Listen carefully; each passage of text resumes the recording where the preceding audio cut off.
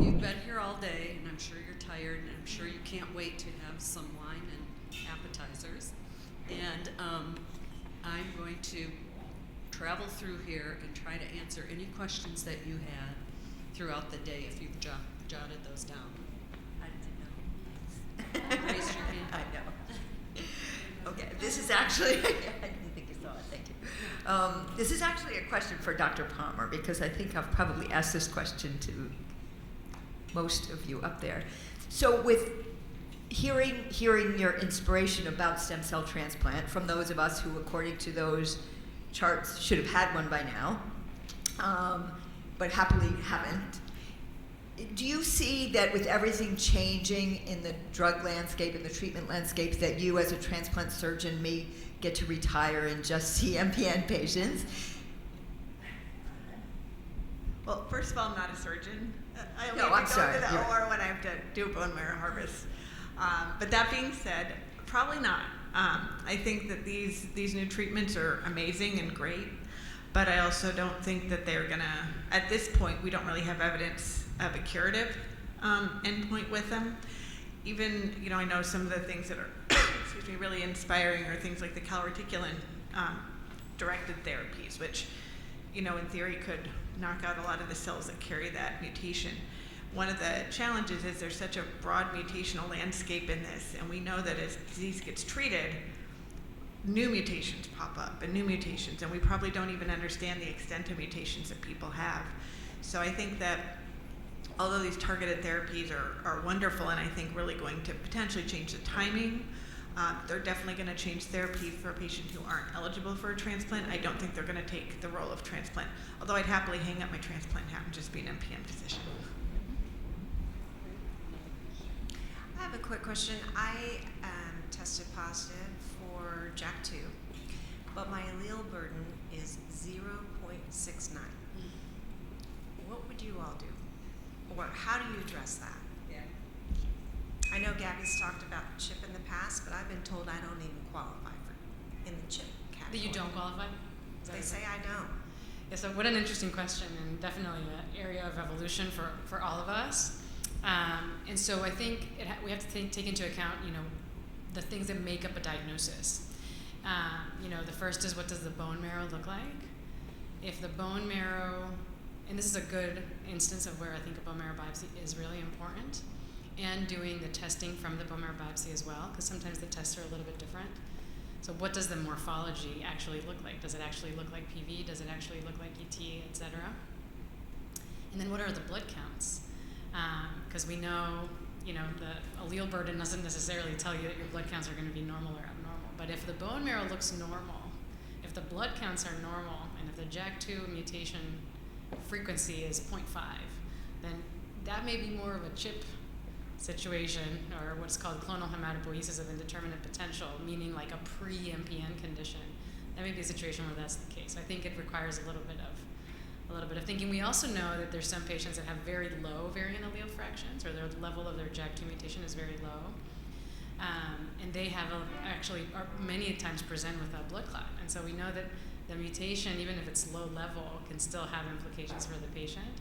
But that's interesting, something to not straightforward. You're going. It's hard to hear you. Because lately my hematocrit's been going up. It just went up to 50.1. My hemoglobin was 16.5, but my EPO is never above 6.1, and that's what they're. Right. So EPO is like a helpful adjunct, but it's not the most helpful test, so I wouldn't hang my head on that. Okay. And one thing that we do know is that CHIP for MPN, so JAK2 CHIP, is much closer related to MPN than things like MGUS to myeloma. So patients can live with MGUS for many, many years and never develop multiple myeloma. That's like the pre-multiple myeloma condition. But I think JAK2 CHIP is probably a little different, so it's possible that your disease is kind of turning into, but it's hard to know. Other questions? Excuse me. Thank you all for really interesting talks. For most of us, we're dependent on one aspirin a day to prevent clots. And yet the studies on aspirin are ancient and don't have a lot of women And we're not measuring whether they work or not. So how do you know that one aspirin is doing anything? And how do you know whether 2 wouldn't be better? So what do we do? So that is a really good question, and I think you're right. The studies are fairly ancient, but I think there is some data out there that does suggest it works. Now that being said, in terms of what dose to use, I remember when I was a fellow, I learned that very small amounts of aspirin can really inhibit platelets for a long period of time. It's kind of been a irreversible inhibition. The 81 milligrams a day, I think, makes sense. I've actually increased that dose in patients who are symptomatic, but that's the only reason I actually increase the dose. I don't know. I don't think there's a clear cut. Some people say you have to use twice a day because of the pharmacodynamics. The only time I find that 2 times a day actually helps a lot is if people are having a lot of symptoms like the numbness and tingling in their hands and feet, itching, headaches, stuff like that. Often will benefit from higher doses. I don't know that 1 versus 2. I mean, nobody studied it. I don't know whether it makes a difference. I don't even know if it makes that much of a difference in bleeding risk. I think, at this point, and again, I don't know if other people feel differently, but I usually say 1 a day is fine. When you look at the pharmacodynamics of 2 a day versus 1 a day, that's more just for aspirin levels. For probably other stuff, it does not necessarily for the platelet inhibition. Yes, hi. So Dr. Ritchie spoke to this earlier, but on the cardiovascular risk that's presented to all of us, should we be thinking about calc scores, getting a calcium test, aligning our LDLs to more like someone that is a MACE event, it's down to 55 for people with high risk for LDL levels? Should we be thinking about more aggressive personal care on that aspect? It's a fantastic question. I don't have a fantastic answer. If somebody else does, please take the microphone from me. But what I would say is that I don't think that it's been well studied to my knowledge. At least I think it very much should be. I think there are some cardiologists who are getting interested in this new field of cardio-oncology and these kind of specific patient populations and specific drugs related to all of our fields where patients with these disorders deserve more specific study than like the general recommendations. So without that data, or until we have that data, I do work with a cardiologist at our center who does recommend for people with MPNs that we keep those tighter goals and that we keep a little bit of a closer eye on those. That those recommendations are totally not data-based. I 100% admit to that, and most of our patients are not following with that one cardiologist. Most are seeing their primary care doctors who are keeping a close eye on things. So I usually help kind of guide the primary care doctors like, hey, this person's risk is higher than the average person, even if they don't have some of the other risk factors that are more standardly considered high risk. So I do kind of push for a little bit tighter control of lipids and cholesterol, lipids and blood pressure and monitoring for blood sugar and things like that. I haven't incorporated the calcium scoring routinely. Has anybody else? No? Okay. But it's an interesting thought. I think it definitely needs more research. But I think in general, I would say that more prevention is better, and a little tighter control doesn't have a lot of risk unless you're, on a higher dose of a statin or something like that and not tolerating it well. Then it's probably not worth pushing it so high. But a little bit of a prevention goes a long way, and there's not a lot of risk to it. So I think it's not a bad idea. Long-winded explanation.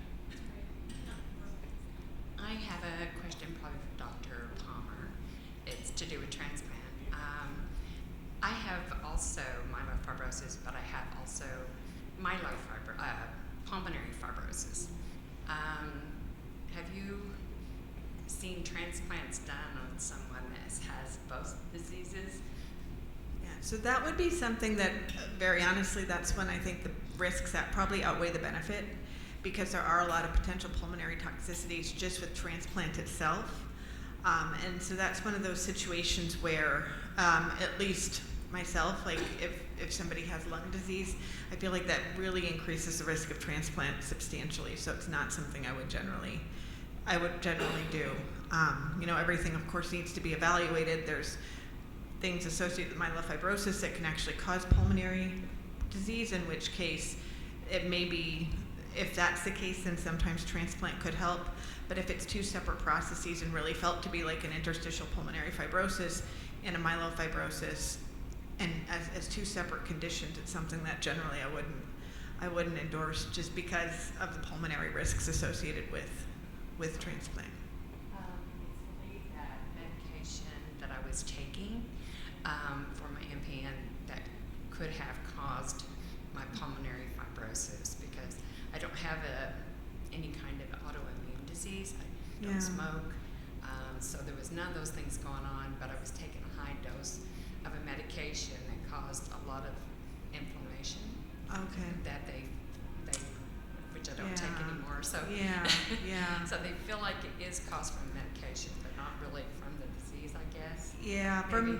for medication, I mean, and again, it's hard to know without knowing all the specifics, but for medication, if it causes a scar tissue and the scar tissue is there, then that probably by itself would be something that I wouldn't want. Sometimes people can grow like extra bone marrow making cells in the lungs, which can cause problems. So I mean, it's definitely worthwhile making sure somebody has thoroughly explored this versus just saying, oh, this must be fibrosis from X, Y, or Z reason. But you know, and there's lots of ways that they can do that. So I mean, it's definitely, that's a diagnosis you'd really want to make sure it's been investigated thoroughly. But you know, generally speaking, when there's pulmonary dysfunction, transplant carries a much higher risk. Yes, I'm 84 and have had myeloprolific neoplasm for over 30 years. I don't show a lot of signs, but I probably have every one of the symptoms that they discuss. And lately, the question is, have I gone into MF, myelofibrosis, from my PV? Now, my present treatment is 1,000, 1,500 of the Hydrea and the Jakafi 10 milligrams. And I'm just wondering, do they do much of anything with that medication? When you are on when you go into myelofibrosis, there's much else that can be offered to you. I wouldn't be considering a transplant at 84. Save it for somebody younger. Well, so it's not as much a limited resource. That would make me say that. It's basically that if, you know, when you're even above 70, I'm very careful about selection. And then when you get above 80, there are centers that will transplant people above 80. I personally am not in favor of it because I feel like transplant's hard. I mean, even if your organs are all very healthy, they're still 70 or 75 or 80 years old. So the risks of toxicity are a lot higher. Now, just on another note, if you're still requiring that much medication to control usually one of the first signs of myelofibrosis that can happen in somebody is that they start to have much better control of their counts and don't require as much medication. So, you know, the symptoms we know can definitely happen with PV and with ET, even in the absence of transformation to myelofibrosis. But one of the things that we frequently will see that kind of jar us to say, okay, we need to do a bone marrow biopsy is when, you know, somebody who was requiring 1,500 milligrams of hydroxyurea and 10 milligrams twice a day of ruxolitinib, all of a sudden, they don't really need much of anything to keep their counts controlled. So that is actually one of the things that's it. So if there's still a lot of medication that's being required, it makes me less suspicious. But I mean, we never know without sticking a needle in your bone. And so. I was going to add one thing. And if you are having a lot of symptoms, like MPN-related symptoms, and you're on a low dose of ruxolitinib, then it's probably worth getting rid of some of that hydroxyurea and increasing the ruxolitinib to improve those symptoms. But I agree with everything she said.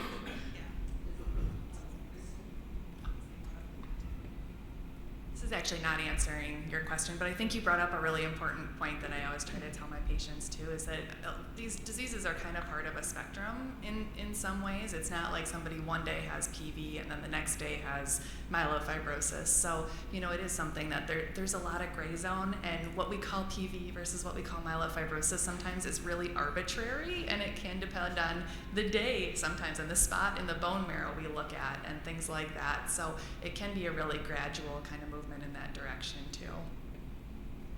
A little separate from the question, sorry. Well, I just want to say thank you very much. This has been really informative. I'm new to this whole diagnosis. I had a pretty intense thrombotic event and had a stroke just in December after running a half Ironman. So pretty life-altering for me. But I found out that I was diagnosed in a pre-fibrotic stage of MF. And I'm on lots of different medications, a ton. It's not beautiful. I don't love the medication, but I'm here and I'm able to function. What I don't know is I've never done any sort of scoring because I'm in this pre-fibrotic stage, right? So I really don't know, but yet I guess I'm in the high risk category, but I really don't know. I hear about transplants and I say, oh gosh, should I be talking about that now, right? I certainly know that there's a ton of risks and I don't want to jump into it, but yet I don't want to miss my window. So I have other high risk mutations, which also makes me scratch my head, right? So I look at the scoring and I'm like, I don't even know. So I don't know where to start, and I'm just curious on another opinion. I adore my doctor, and he's made me feel 1,000 times better, but I always think it's a good idea to hear other folks' opinions and feelings on the matter. You might even get a couple different opinions up here too. I'm not sure, because I think this is a situation where there isn't right answers, like a lot of situations in the MPN field, but hopefully we will eventually. But to kind of fill everybody else in, because we really didn't talk about pre-fibrotic myelofibrosis at all today, I'm sorry about that. So to fill everybody else in, if you're not aware, so we typically talk about these MPNs as ET, PV, and myelofibrosis. And then a number of years back, maybe about a decade or so, again, that myelofibrosis category was kind of broken out into two different things. Overt myelofibrosis, where patients have that more moderate or severe grade 2 or 3 fibrosis in the bone marrow and generally have more of the splenomegaly and the anemia and low blood counts, those kinds of things. And then a pre-fibrotic myelofibrosis, where those cells in the bone marrow don't look like ET or PV. They kind of cluster together, they're funny. The megakaryocytes, the platelet-forming cells in the bone marrow, look more like myelofibrosis than ET or PV, but where there isn't actually a lot of fibrosis. There can be none, or there can be just mild fibrosis. And we split that out into this newer entity called pre-fibrotic myelofibrosis. So it's kind of an in-between between like ET or PV and overt myelofibrosis. And you're right, it's a brand new thing. It's a brand new entity in the grand scheme of things. We're still learning about this, and in retrospect, looking back now among patients in my clinic especially, I can speak for my experience at least, a lot of patients who we've been calling ET for a lot of years, for decades, actually now by the new classification have had pre-fibrotic myelofibrosis oftentimes for many, many years or decades, and we just didn't call it that before we had this classification. So I think our risk classifications for pre-fibrotic myelofibrosis, I really think we need probably brand new risk stratification for that particular group, because I think extrapolating from the overt myelofibrosis group to that group is probably not really fair. That's what we kind of do in the clinic, kind of do the risk scores for ET or PV plus myelofibrosis to kind of extrapolate to the group in the middle. But I don't know that it's a really fair extrapolation. And in general, for people with pre-fibrotic MF, I generally haven't moved forward with transplant in that situation unless we're dealing with a disease that's behaving more aggressively. So maybe there's not the actual fibrosis there, but maybe the hemoglobin's really going down quickly, something like that, where the disease is behaving a little bit more abnormally. That would not be the norm, but I have seen it happen. Then maybe we would talk about transplant, but generally not. Generally, we're talking about lowering risks, monitoring going forward. I totally agree with Jean's point earlier about sending people to meet transplanters earlier rather than later. But in the pre-fibrotic phase, I haven't even usually done that. I don't know, is that sacrilegious? Want to hear what you guys think too. So I have seen actually a couple patients. Normally, like the doctor will see myelofibrosis and send them. And I actually don't think it's a bad idea, just for that same reason. But that being said, I remember seeing one of those interesting look backs at saying, well, geez, what happens with these patients? Because we've always been classifying them in the same way.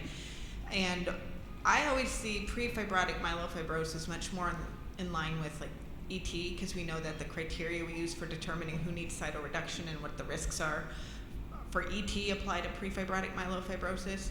And I don't truly think that everyone who falls into pre-fibrotic myelofibrosis always becomes overt myelofibrosis. That being said, it never hurts to get another opinion, but in this type of situation, I would be very cautious about seeing a transplanter who sees MPNs, because I think that even among transplanters, and there's several of them on the East Coast, on the West Coast, there's several people who do that. It's really important to make sure that somebody understands even the difference between pre-fibrotic and fibrotic myelofibrosis, just because it is nuanced and it's different. And I've transplanted people who have very little fibrosis but have a lot of factors that I'm really concerned about. And so again, it's very nuanced and definitely worth getting another opinion, because this pre-fibrotic myelofibrosis, I think even pathologists at my institution, who I feel are fairly good, I'm still struggling with how do we really define what this is, based on morphology, based on cellularity. There's a number of different things that we look at. So always good to get another opinion, because usually the other opinion is also associated by another look at your pathology as well. Thank you. I think it was really helpful. Appreciate it. I have a question real quickly, and then whoever, oh good, okay, I'll start moving that way. But for Nicole, everyone is asking, who's keeping track of what's going on with the younger person who is diagnosed and following that person through the years. And I'm sure you're doing that, but can you talk about that a little bit? Yeah, I think, again, these are historically diseases of older people, but I think we are seeing more and more young adults being diagnosed with these. So I think a lot of centers have now sort of gained an interest in their younger patients, and a number of different groups have published all their retrospective data on their patients who were maybe diagnosed in their 20s or 30s or 40s, and then kind of followed them over time to look at their outcomes and things. So I do think people, adult practitioners who would actually see young adult patients, because I can't do that in pediatrics, are actually now quite interested in this population. And MD Anderson, the Mayo Clinic, Johns Hopkins, a number of groups internationally as well have really started to share that data and compare among different groups. So I think people are interested in that and are keeping an eye on it. I just wanted to piggyback on the pre-fibrotic. Does it matter if it's JAK2 or CalR for these drivers? And I always, from what I heard, I thought it did always go into fibrosis. And it does grow into, PMF grows more fibrosis. I kind of got confused there a little bit. Sure. So I think you're not the only one that's confused. Like Kristen was saying, these diseases, we like to put stuff in boxes, but the reality is that these diseases don't live in those boxes. And even Jeannie said, if you check your blood work in the morning and then you check it at night, it'll be different. And that's true for the bone marrow biopsies themselves too. So I think that's another area of investigation. If you do a bone marrow biopsy in one area of the bone marrow, maybe you'll see no fibrosis or no scarring. And if you do a bone marrow biopsy in another area, it looks different too. And so I think it's a matter of putting everything together and seeing, does this patient look more like clinically like an essential thrombocythemia patient with high blood counts and had a blood clot? Or is this a patient that's having issues more with symptoms and low blood counts and a big spleen that feels more like a myelofibrosis patient? So patients kind of move on that spectrum, and some are in between. And I think we were just talking about this, definitely more investigation is needed into pre-fibrotic myelofibrosis to better answer these questions. But a little bit can be borrowed for pre-fibrotic myelofibrosis from what we know of ET and what we know of myelofibrosis. And so in terms of the mutations, when we say in what way does it matter?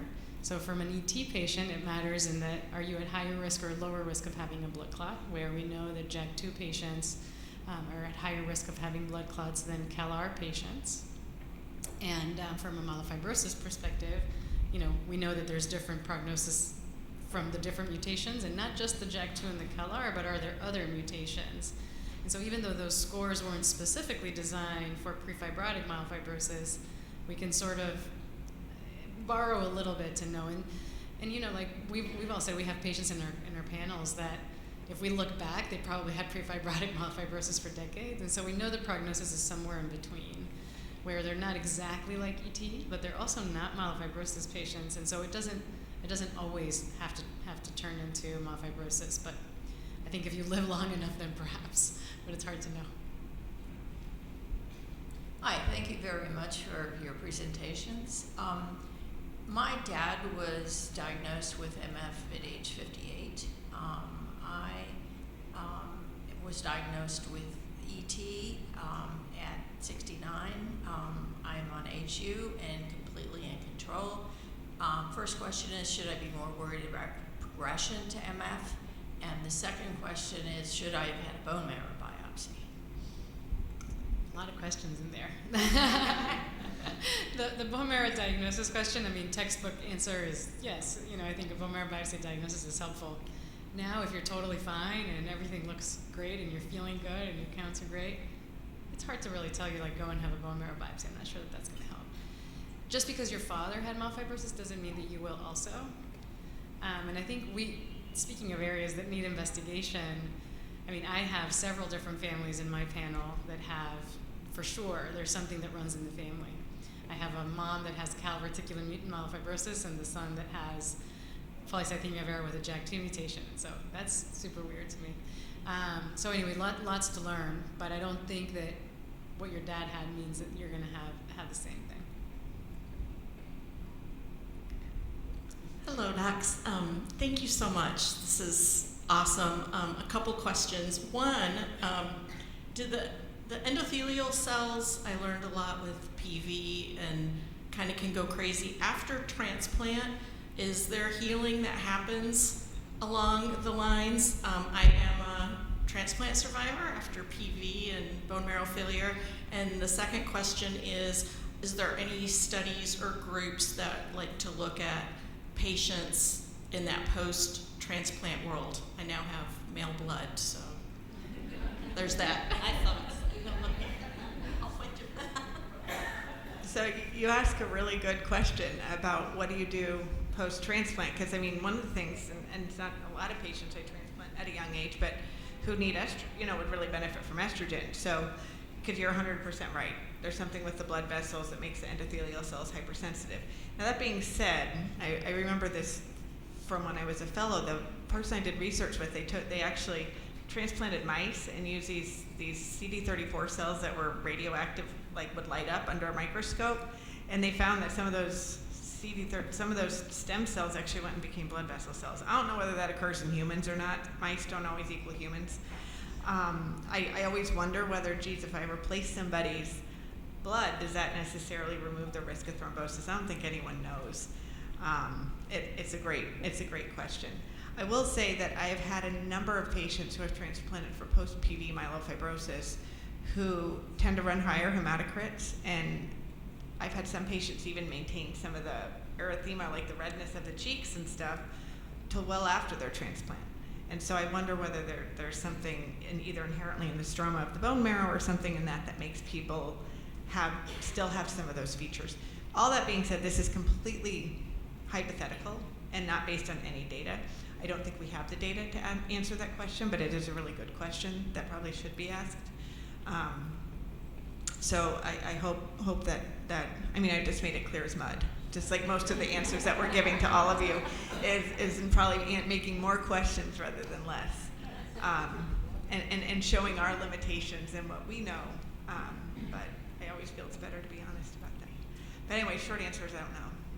So we have time for one more question, and then our physicians here and all of us can go into the oak bar, which is right next door to where you had lunch, for appetizers and whatever you'd like to drink. Okay?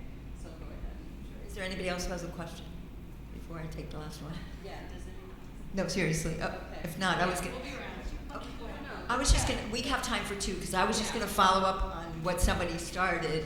Yes. For Dr. Cuisine, I was going to ask you, because in the room today we've heard a lot about MPNs, people having misconceptions, in quotes, about whether it is or isn't genetic, whether it does run in families, whether it doesn't. We all know people who it does run in families. Can you just qualify that, genetic versus not genetic, and how it could run in families and not really be genetic? Thanks. So I guess let's take a step. Like when you say genetic, do you mean hereditary, right? Because in theory, every MPN is genetic, whether or not we can find the driver.